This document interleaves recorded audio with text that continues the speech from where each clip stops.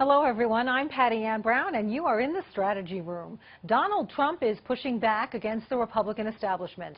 The GOP frontrunner reacting to reports that tech CEOs and key Republican congressmen met to discuss strategy to stop Trump.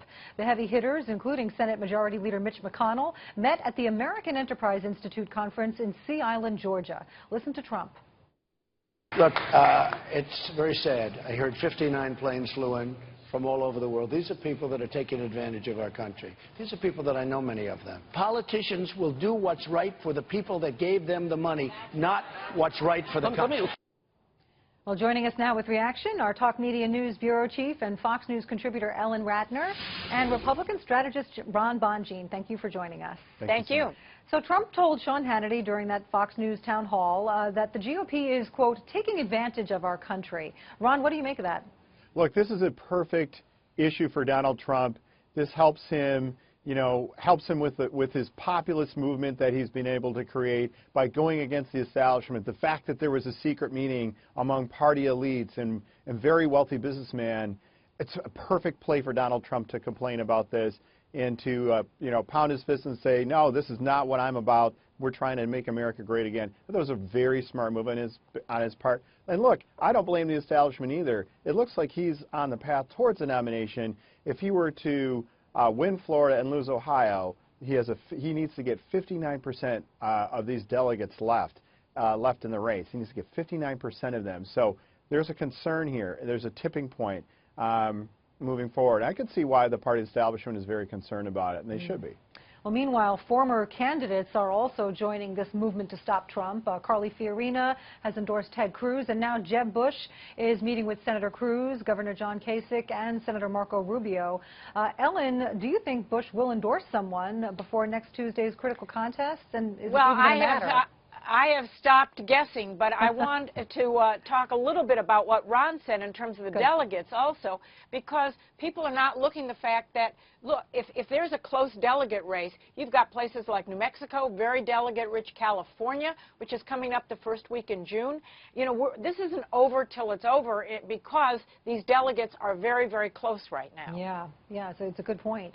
Reportedly, Paul Ryan was also at this AEI conference.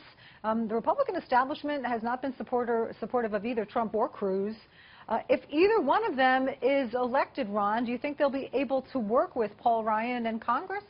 Oh, I think so. I think Paul Ryan, is probably at the AEI forum, frankly, because he's a thought leader for Republicans, and he's probably down there because he was interested in ideas. And yes, he'll be able to work with the president of any party. I know Paul Ryan, and he's a fantastic person. He's a true leader, and House Republicans know that they are lucky to have him, and we're glad he's there. But look, I also think that it was important for Paul Ryan to put Donald Trump in his place regarding, his confusing comments regarding the KKK and the gamesmanship he played with CNN regarding his earpiece of whether or not it was working. I thought it was a smart move to show that he's the adult of the party.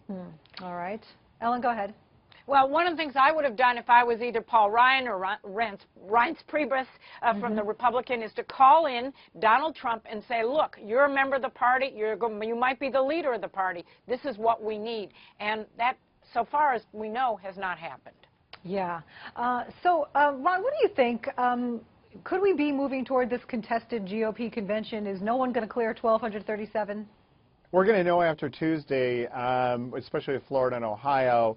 Look, I think the chances of a contested convention are greater than normal at this point. It could definitely happen.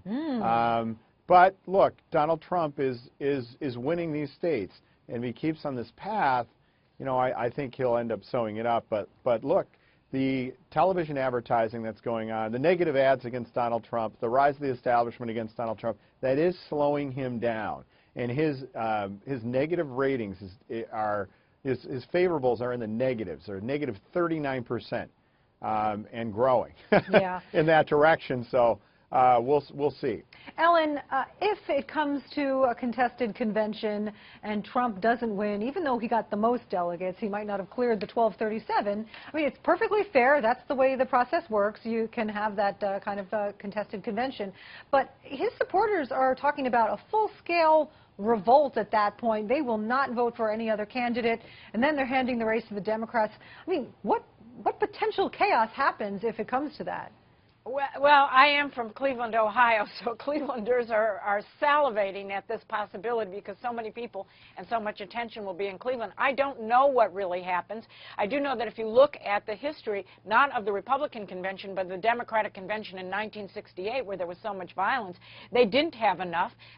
Senator Kennedy, Teddy Kennedy, was killed, and therefore there was a huge anti-war vote, but it went to Hubert Humphrey, of all people, who had not the number of delegates that, you know, even if you combine the two, Kennedy and McCarthy together, you didn't get it. So this could be, as some people say, a mess, and it's interesting that they are purchasing riot gear because they expect a lot of problems. Yeah. Could I just say one thing? That I think that if it's 35 to 40%, if Trump only has 35 to 40%, that's one thing. I think that then the contested election should go forward. But if it gets to like 47, 48, 49%, I think it'd be hard-pressed for the establishment to try to take that away. And you could see a riot occur, for sure. All right. Well, let's hope not. All right. Ellen, Ron, thank you both so much for joining us. Thank you. And for complete coverage of the 2016 race, check out foxnews.com. I'm Patty Ann Brown. Thanks for watching.